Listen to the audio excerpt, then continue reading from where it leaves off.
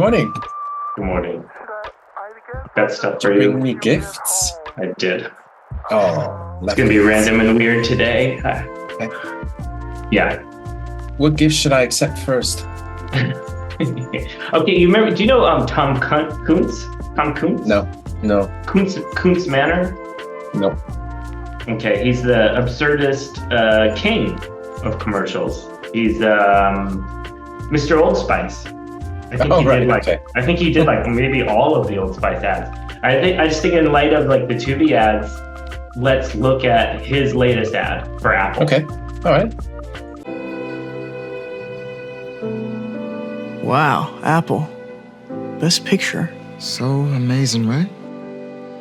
Yeah. I was in 2 Best Picture nominees last year. Yeah, no, I knew that. You were great. Yeah, you think so? Yeah.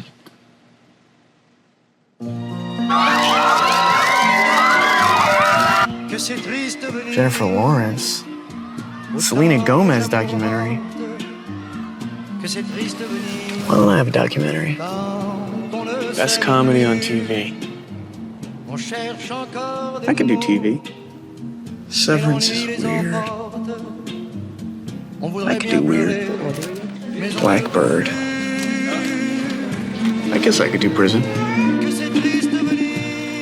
What's going on, Jason? What up, Timmy? I just wrapped my new Apple Series Chief of War. Wait, you have a new Apple show? At this point, who doesn't? Yeah, I mean, who doesn't at this point? Like you just said. C'était génial, c'était incroyable. It's just Sudeikis with a mustache.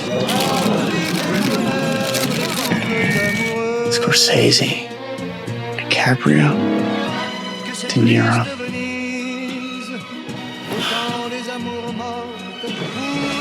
Hey, Apple, call me. It's good. I like it. Actually, watching it, I've watched it probably now.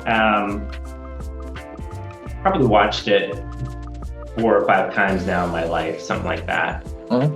And it's obviously with all commercials and film and television stuff, it's diminishing returns. So like I kind of have like less of a perception on it.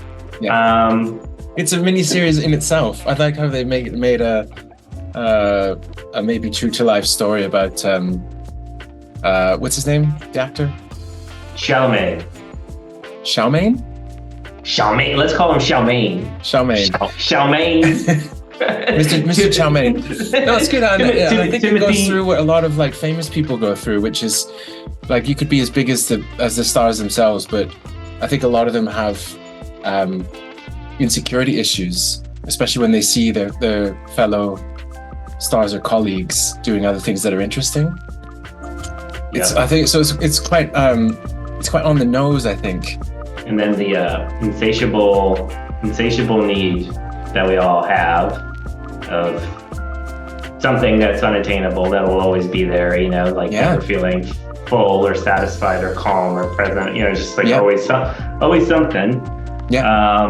And it's just crazy that that's portrayed in an Apple ad, which is like pinnacle of technology, and you should be, and then even Timothy Chalamet,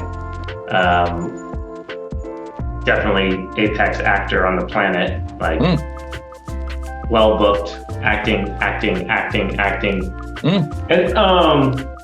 And then still there's despair, and I find that kind of hilarious. It's good. It comes. They never really do that sort of stuff, do they? It's usually pack shots and more styly pack shots, and then something with a song and more pack shots. That's the Apple thing. Is it pack shots like a product shot? Yeah. Yes. Sorry. Yeah. I'm struggling to think of like an Apple ad which had a mini narrative like that. You know why I brought this up? This almost to kind of be a contrarian to some of the stuff we said on the last episode, in which we said that these streamers don't have a sense of humor, is what we said. Or I said it. I don't know. And you agreed. Yes, no, I did agree, because they do. They present themselves as these monumental libraries with no attitude, because they don't want to take a certain attitude, and then people think, oh, that's the funny streamer. I'm not in a funny mood. I'll go watch Paramount for something serious. They never want to take a risk. Whereas this is a nice little risk they've taken. I like it. This is a risk. Yeah.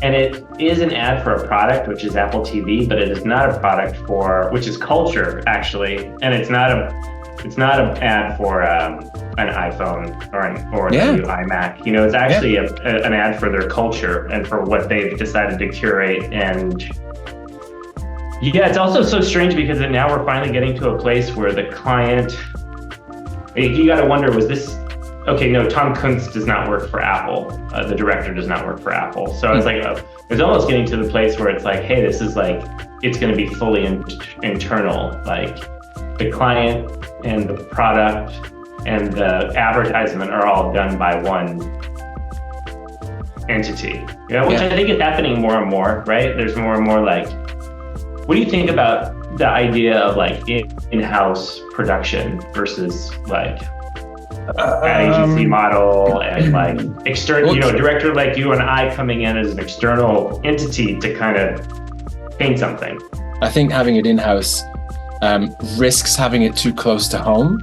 It risks it being influenced by internal office politics, which, it's whether you like it or hate it, that stuff exists in every company. And I think the good thing about having external ad agencies or external production companies do things is it does give that degree of separation that I think is healthy. I mean, sometimes it's not and things go tits up, but I think if you have a separate group of people usually they're able to say, that's a good idea, that's not a good idea, we shouldn't do that, and not worried about their careers if they say the wrong thing. I think that's important. Yeah, it's true. Why did it spark me? Like, why did I want to show it to you? Self-awareness, which I'm always looking for in ads. Self-awareness, sense of humor, which can be like a deception, but in this case, I don't think it's a deception. I think it's generally funny. I think the people who worked on this have a sense of humor about what they were making. Let's move on to ING, The Mother by Christopher Borgli.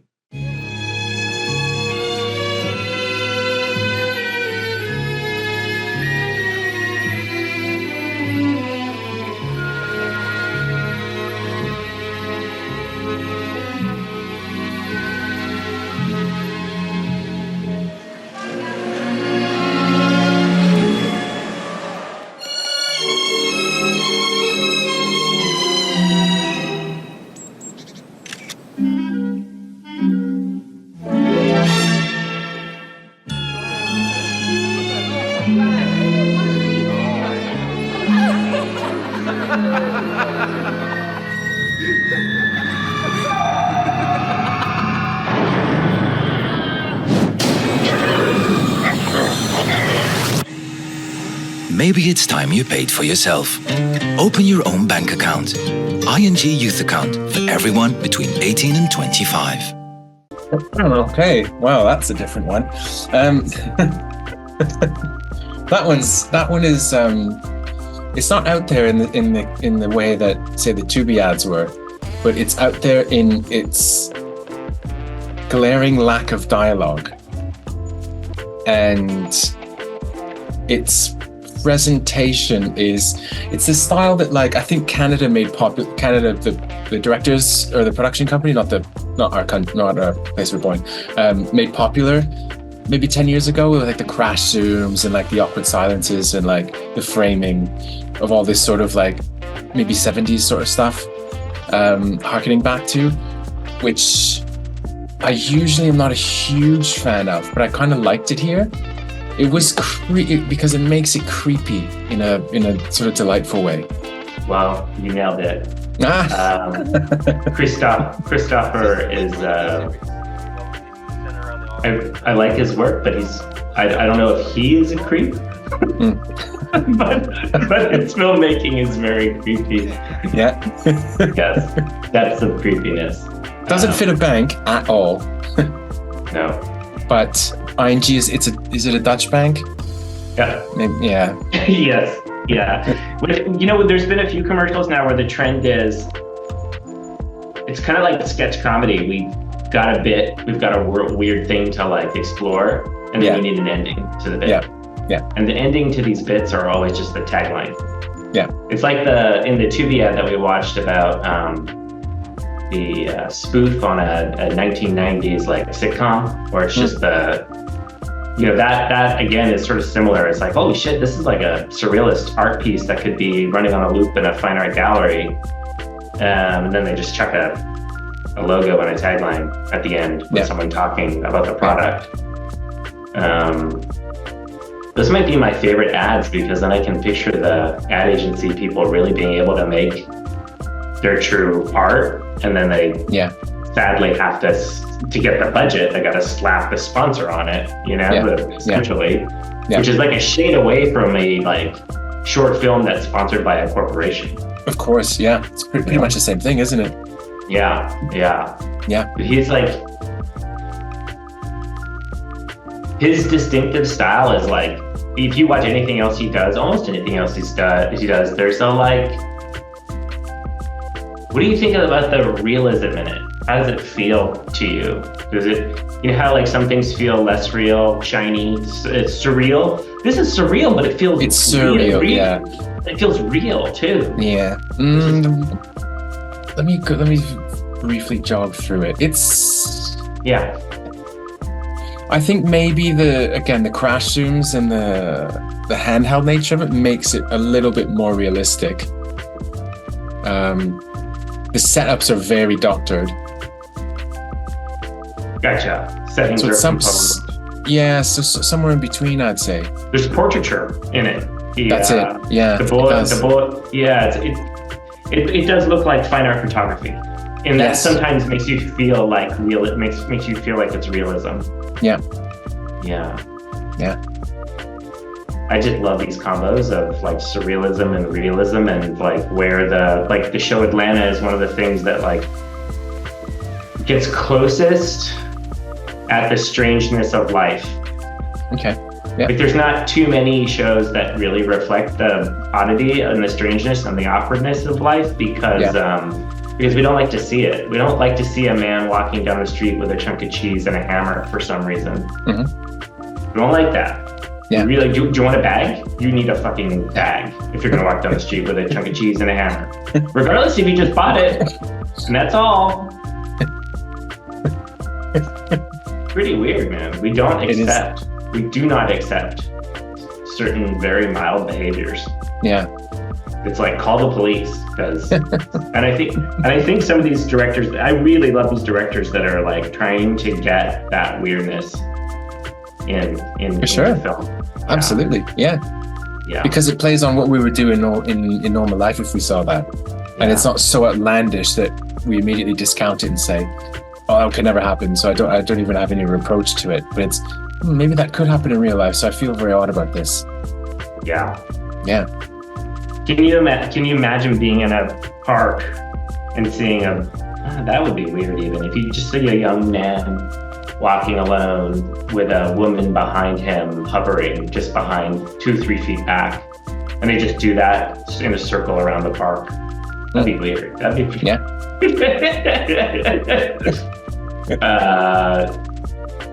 congratulations to him and the ad agency people and everyone for being able to do something like this, something like this gets made. It's just so great. It's just, I mean, I think sadly, I think more and more we're just going to be showing probably commercials that make us feel that, like, well, fuck, they did it. They got to do something fun.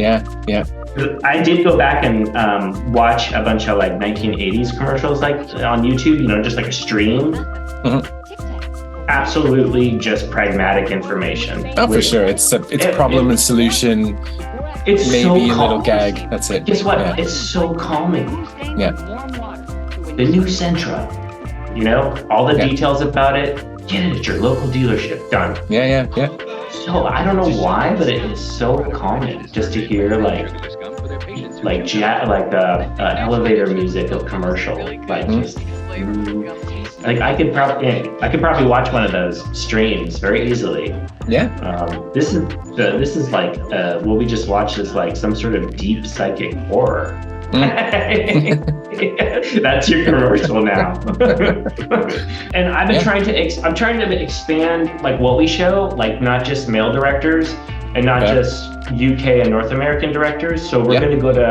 I discovered a Thai director. คุณวุฒิศักดิ์ อนันต์ กาพร It really makes some strange, surrealist stuff. Gonna watch it now. Watch it. Voice Kimi Butter 1 2 3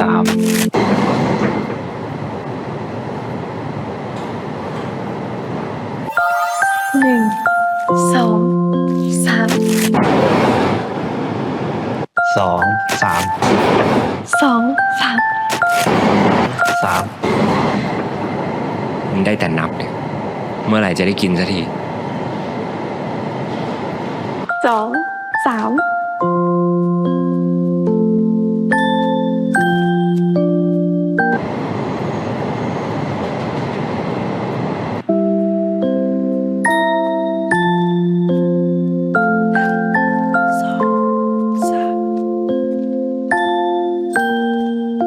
ถ้าเราไม่ได้กิน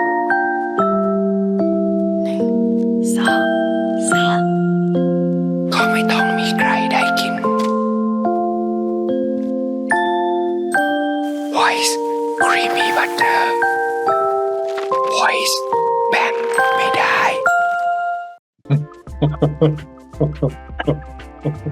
It made me laugh more watching it. Like last night, it was that's just rambling. wow. That's that one is a that's an art project. That's not a commercial. That's somebody doing what they've wanted to do for years and years, and they finally scraped some budget together and made it. All of his work is like that. That's brilliant. Longer than it should be. Yeah. And pushing completely unwatchable in the format it's intended for. But that's why I like it.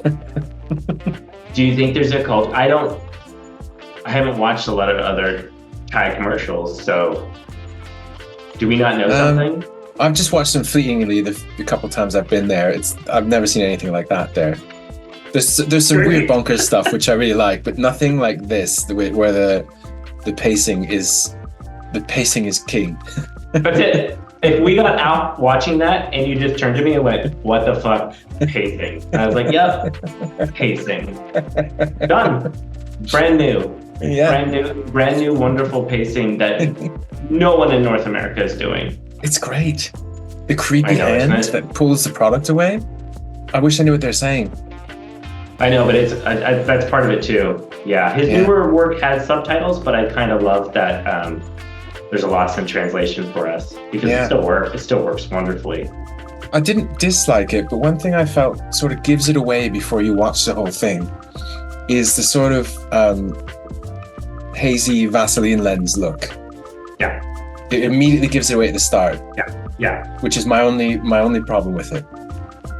Because I would much rather it would be a bit more straight-faced. Because immediately you're dumped in on a dream sequence. Yeah. It plays into the campiness. Yeah. Like you'd see I don't even know if they would do that on a comedy skit on a TV show now. Like that's a trope from like the 70s, 80s, the smeary glow stuff. Yeah. No, I agree with you. Yeah, I agree with you. But that's it. Just, yeah. If I had to pick apart one thing, that's it. I mean, it also like tickles my brain in a way that I can't understand, you know? Yeah.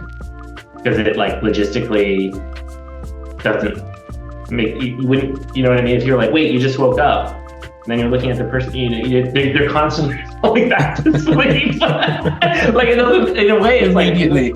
It's insane. It's insane. It's like the whole thing. It's a dream within a dream.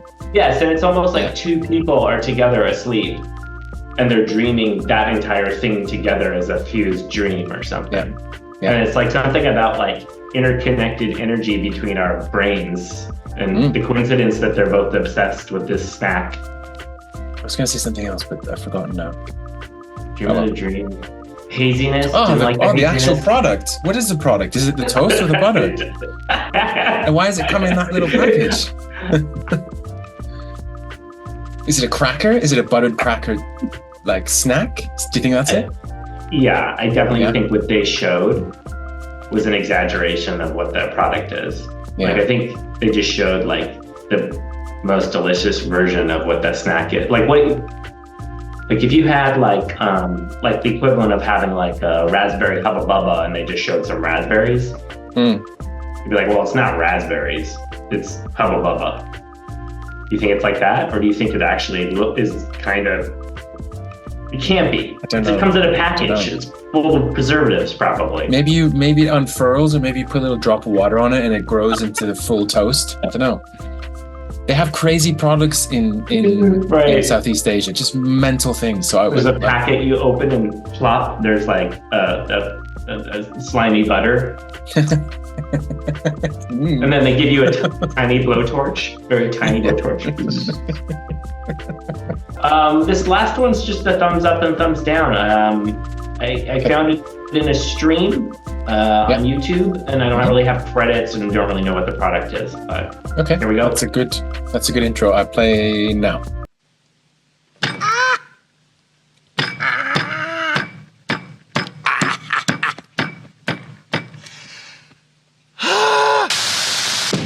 Suntory Hops Nava 180円で新発売 What's he doing? Oh, okay. It's a hoppy beer. Is he getting over the flavor? Is that what he's doing? You know, hoppy beers can be spicy. Can they? I tend to shy away from that. I shy away from those things. Okay, yeah. If you get a real hoppy beer, it's flowery and spicy, and it gets right up into your nose, almost like wasabi. Yeah. So that's it. It's just a human reaction to it, as if you just ate a grapefruit and he's just like, or a hot pepper, and you're dealing with it. You know. He does it well. He does it well. Yeah. And I've never had this product, so I have no idea how it affects you or what the brew is. You know, like the flavor profile. So. I mean, that's boring. The point is that like it's a human reaction to a product and a bad. I was like, I missed this simplicity. He manages to hit in this 10 seconds. Manages to hit an arc from suffering to I can barely make it, and now he's elated at the end. He's managed to do an arc in 10 seconds. Yeah, it's almost like I could have done without even the voiceover at the end. Just like it's like less and less and less is more and more and more somehow.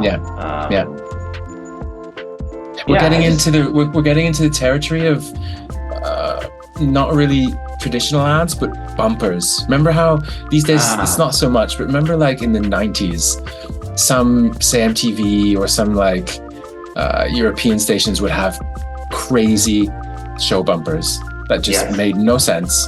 5 seconds, 10 seconds max. And we're getting to that territory with this one. Yeah. I love a bumper. Yeah. Me too. Really I used to love them so much. Yeah. Because oh my God, if you can, what is it about a bumper? It's like a slap in the face or something. A quick like slap. Like I don't know. It's like something really fun about it. It's like breathing. It's a breath between ads that it reminds you the network that you're on. And it also it's also like it grounds you. Yeah. Like, and usually they do things that are either soothing or funny or designy in unconventional ways, and you're allowed to do kind of you're allowed to like delve into abstraction, and then it's still grounded by content on either side. And I really dig it. I really love a bumper. Yeah, it's cool. I miss those days. They don't really. I don't know about over there, but over here I never see them anymore. They don't really, or if they do, they're just like. I mean, BBC still has the famous ones that are well designed, well animated, or well shot, but they're not really pushing much. They're interesting to look at, but they're not like crazy. Like this man could easily be in a bumper. That would be great. That'd be fantastic. Yeah, that's it. Those are the ads. Thumbs up. See you later, dude.